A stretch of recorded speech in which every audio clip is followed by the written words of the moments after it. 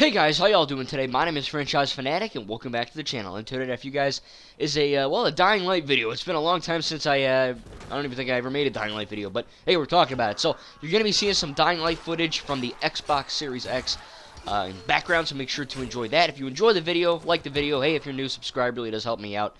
So yeah, we're gonna be talking about Dying Light and kind of Dying Light 2: Stay Human. But first and foremost, I just want to say that Dying Light 1, the gameplay you're seeing here, this game, is one of my it's in my top 5 favorite video games of all time. It is hands down, in my opinion, it is a flawless video game. So yeah, the voice acting can be a little bit weird, but I'm talking about the fun factor, right? Voice acting for the most part is good. The story, good, better than most FPS shooters that I've ever played. I think the graphics, especially on Series X, are fantastic. It runs at a consistent 60 FPS, which is really nice, because it is a very, as you're seeing, it's a very fast-paced game. If you've played it, you know what I mean. And just the fact that you have the slums, which is a massive open world, which we're in now, and then you also have the Old Town, which is another hub. The fact that there's a day and night cycle, you have a flashlight, the volatiles or the zombies are dangerous, and they get even more dangerous at night. There's interiors, you can loot and upgrade weapons and different, like, firecrackers and bombs, and it's just like it's an unlimited array, an unlimited arsenal of things to do. And back in the day when I played Dying Light 1 in 2014, or not 2014, on PS4, I don't know why I said that, PS4, it was fun. But playing it now on Series X, I'm not bragging, but I'm glad I'm lucky to get one. On Series X, I mean, this shite is effing good, man. It runs great. It's a fantastic game. I maxed out my characters, so the gameplay you're seeing right now in the background is a maxed out 100%, character save. And I love it, it's just the story's great, the open world is great, the parkour is insane, the controls are very, very good, there's a freaking grappling hook, of course there's a grappling hook, it's freaking badass, just zipping around the building, slicing zombies' heads off.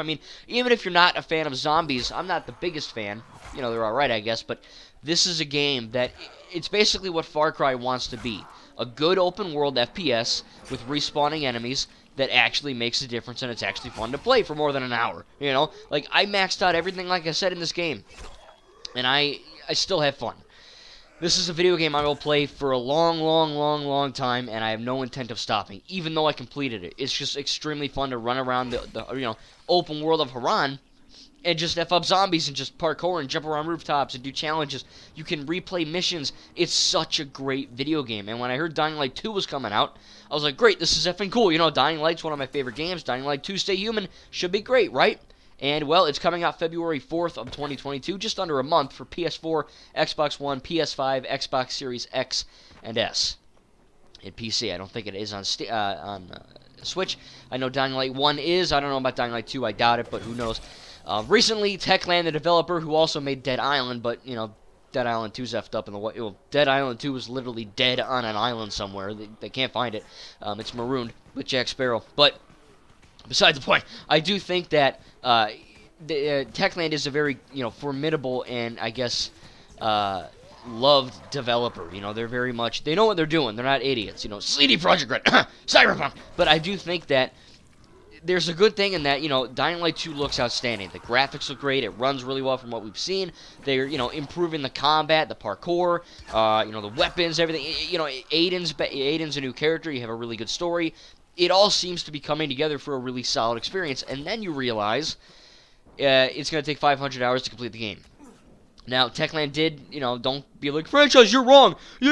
Just listen. 500 hours is not to complete the main story.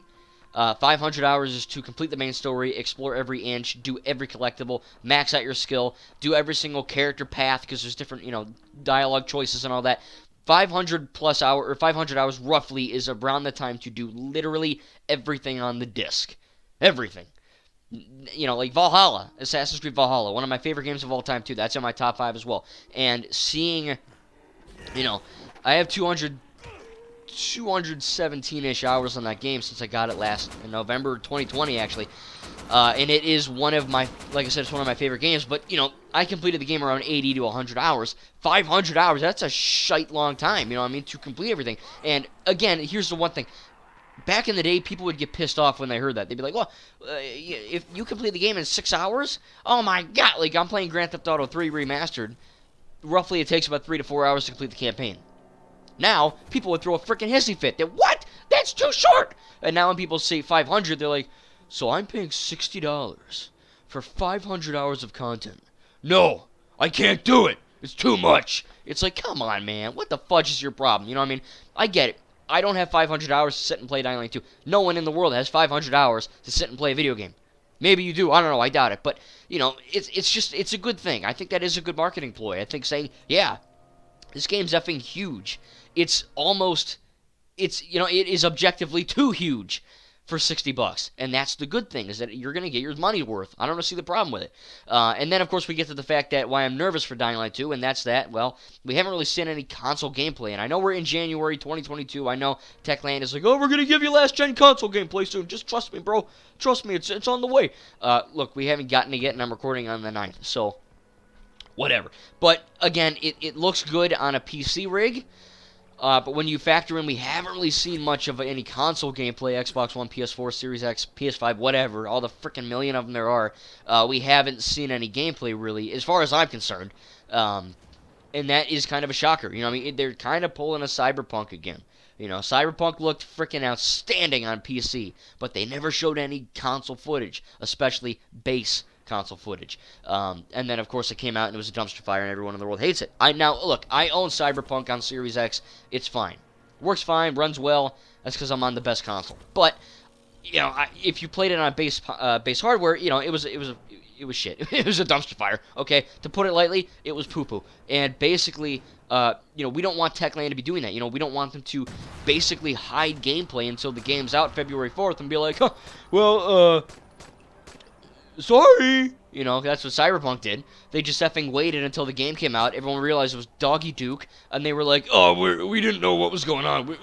What?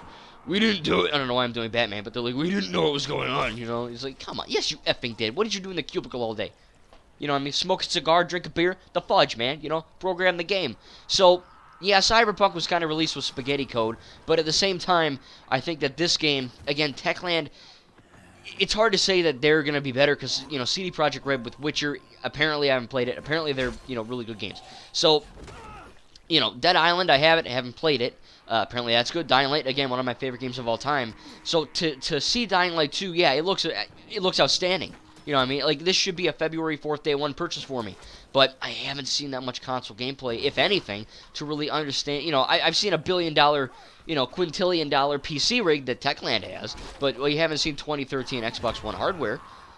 Or, you know, even 2020, technically 2021, 22 Series X hardware, really, for the most part. From what I've seen, you know, maybe we have.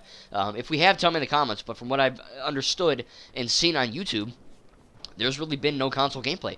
And apparently, yeah, it's on the way, but it is a little bit disturbing that the game has gone gold. We're less than a month out, and there's no base console footage. Because, you know, I have a Series X, but at the same time, there are people who do not. In fact, a poop ton of people that do not, because of multiple reasons, which I don't want to get into, but it is very much a fact that not everyone has a Series X. They're still on the 2013 hardware. And if it's going to run and look like poop there, you know, it probably can't be much better on Series X and PS5. So, again, I'm kind of nervous for the game, considering what we have and have not seen. Or for what we have not seen, what we have seen, I'm pretty much on the board. But, again, like I said, Dying Light 1 is great, in my opinion. It is a flawless video game. It's insanely fun. It's endlessly fun. And if Dying Light 2 is any consolation, hopefully they don't F this up, and it will be a great game. I do plan on buying it February 4th and unboxing it and maybe playing it for the channel. Wink, wink. You know, unless it's complete trash and no one, it's getting like 0.1 on, you know. Look, I don't trust reviews for movies, but video games I trust sometimes because it's, you know, more of an informed purchase, you know what I mean? Like, I'd rather, because, you know, I don't, a 2-hour movie is different than a 60-hour video game, you know what I mean, for that amount of money. So I need to kind of make sure. But if it's getting okay reviews from what I've seen on YouTube, if it looks fine, you know, I'm definitely going to get it day one. And look, again, Techland is a great company. They clearly care about their customers. Dying Light 1, which came out in, what, freaking 2015 or whatever, it's still getting support and DLC to this day. They just had a Christmas winter, you know, event going on, where you effing dropkick a zombie and he goes 16 quintillion feet in the air. It's awesome. They got rid of it today. You're not seeing it in this because it's over, but it was pretty fun. You know, Techland's a great company. They care about their consumers from what I could tell, and I think Dying Light 2 looks outstanding, but we're going to have to wait until we get some actual console footage. And hell, I'm ready and ready to put in 500 hours. You know, obviously I have a life. I'm college. I'm a YouTuber. I can't just sit on my ass and play Dying Light 2 all day. But if I could, I would. But still, that's beside the point. I'm not addicted to video games. It's just a really good hobby of mine. So I'm very lucky and fortunate to have a Series X and to be able to play Dying Light 2. Hopefully, again, if it will work. You know, because we've had so many video games that have come out over the last few years that have been complete trash, just complete dog water, and no one. You know, it's funny. Like, they're like, oh, well, the game sucks, but I'm still gonna buy it. You know, like GTA 5 Expanded. I'm probably gonna buy it if I see some improvement. If it's the same freaking thing as an Xbox One version, I'm not buying it. You know what I mean? That's just how it is. So, I'm smart. Some people aren't. So, point of the message is, if you're excited for Dying Light 2 and you have a base console, wait until you get gameplay. Even if you have a Series X and a PS5, like me, wait until you get official gameplay. Because what we've been seeing on PC looks good, but that's because it's on PC. $1 billion rig or whatever, you know what I mean? So still, hopefully we'll get news soon. I cannot absolutely wait to get this game. Tell me in the comments down below if you're excited for Dying Light 2. Again, Dying Light 1 is one of my favorite games of all time, and I'm you know, a little nervous, but I'm also very excited for it to come out on February 4th, and I might just do some gameplay for it when it comes out. Thank you guys, and we'll see you in the next video.